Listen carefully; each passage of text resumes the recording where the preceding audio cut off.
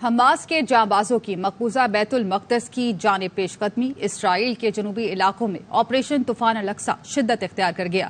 ابو دیس میں گھمسان کی لڑائی جاری، کئی مقامات پر حماس اور اسرائیلی فوج گلی کوچوں میں آمنے سامنے۔ 2 روز کے دوران کرنل سمیت 670 اسرائیلی مارے گئے، 2000 سے زائد زخمی ہیں۔ حماس نے اسرائیلی میجر جنرل نمرود الونی سمیت درجنوں فوجیوں کو یرغمال بنانے کا دعویٰ کیا۔ اسرائیل کی غزہ کی پٹی کا نقشہ تبدیل کرنے کی دھمکی حماس نے جوتے کی نوک پر رکھ دی۔ حماس نے غزہ کی پٹی کے قریب اسرائیلی فوجی کیمپ پر کنٹرول کی ویڈیو جاری کر دی۔ آزادی کے پروانے ایریز ملٹری بیس میں داخل ہوئے، فائرنگ اور بمباری کی، بیس سے اسرائیل کا جھنڈا بھی اتار دیا۔ اسرائیل پر ڈرون داغتے ہوئے دیکھا جا سکتا۔ آپریشن الاقصی کی حمایت میں یمن، ایران، لبنان میں ریلیاں نکالی گئی۔ تہران میں آتش بازی کے بعد آسمان رنگ برنگی روشنیوں میں نہا گیا۔ لبنان میں مٹھائیاں تقسیم کی گئیں۔ ترک صدر اردوان کہتے ہیں فریقین کشیدگی کو بڑھاوا دینے کے بجائے اس میں کمی لائیں۔ رات کے وقت بھی اسرائیل کے غزہ پر فضائی حملے جاری ہیں۔ صدورت اور دیگر شہروں میں شدید لڑائی جاری ہے۔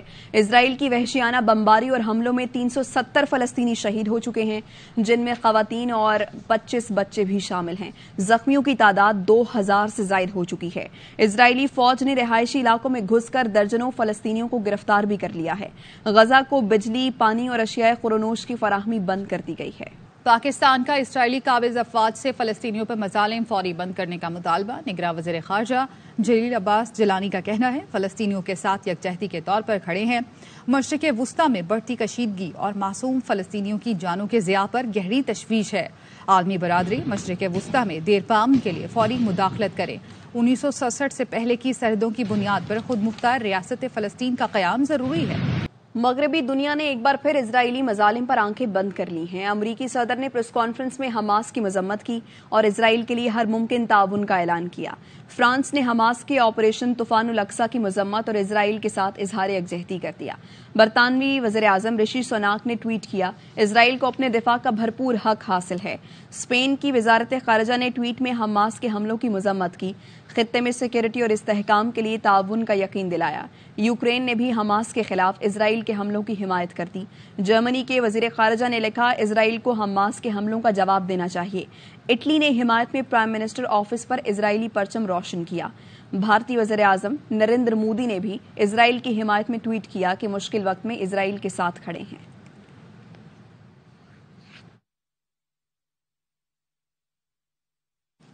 OIC نے غزہ کی پٹی پر اسرائیلی جارحیت کی مذمت کر دی، صورتحال کا ذمہ دار اسرائیل کو ٹھہرا دیا۔ اسلامی تعاون تنظیم نے عالمی برادری سے اسرائیلی قبضہ ختم کروا کر فلسطینی ریاست قائم کرنے کا مطالبہ کیا۔ سعودی وزارت خارجہ نے کہا عالمی برادری اپنی ذمہ داری پوری کرے، 2 ریاستی حل پر عمل سے ہی خطے میں امن کا قیام ممکن ہو سکے گا۔ ایرانی صدر ابراہیم رئیسی نے حماس رہنماؤں سے ٹیلی فونک رابطہ کیا۔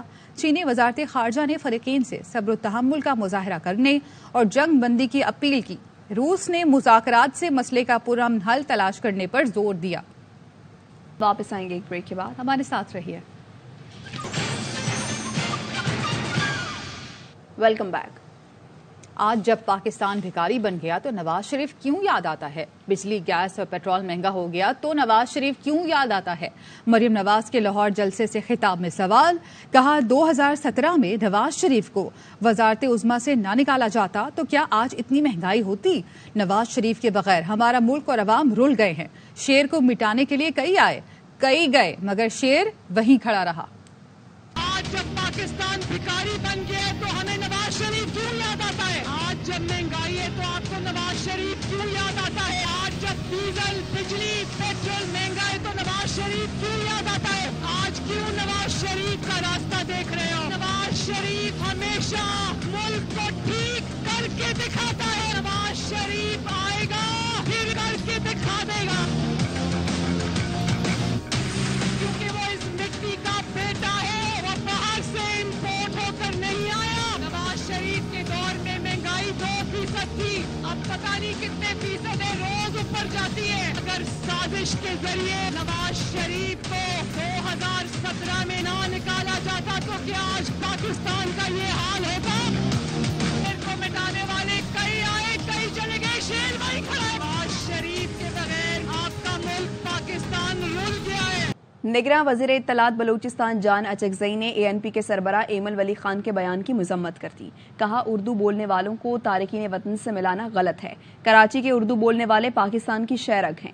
پاکستان نے 40 سال جن تارکین وطن کو خاندانوں سمیت پناہ دی، آج وہ احسان فراموشی کی باتیں کر رہے ہیں.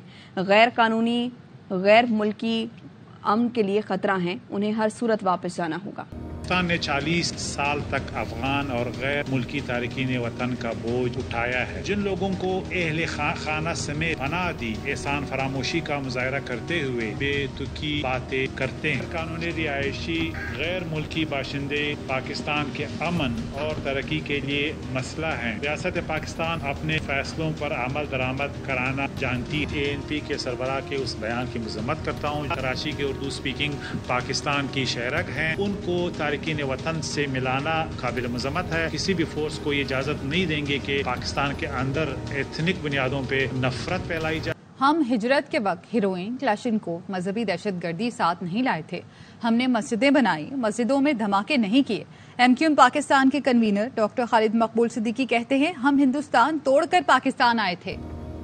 ہم ہندوستان کو توڑ کے آئے تھے. ہجرت کر کے آئے تو اپنے ساتھ ہیروئن لے کے نہیں آئے تھے، کلاشنکوف لے کے نہیں آئے تھے، مذہب کے نام پہ دہشت گردی لے کے نہیں آئے تھے. ہم 20 لاکھ جانوں کی قربانی دے کے آئے تھے. ہم نے یہاں پہ مسجدیں تعمیر کی ہیں، مسجدوں میں بم دھماکے نہیں کیے. یہ شناخت اس ملک کو ہم نے دی ہے. آپ ہم سے شناختی کارڈ چھین کر ہماری شناخت مٹانی تھی.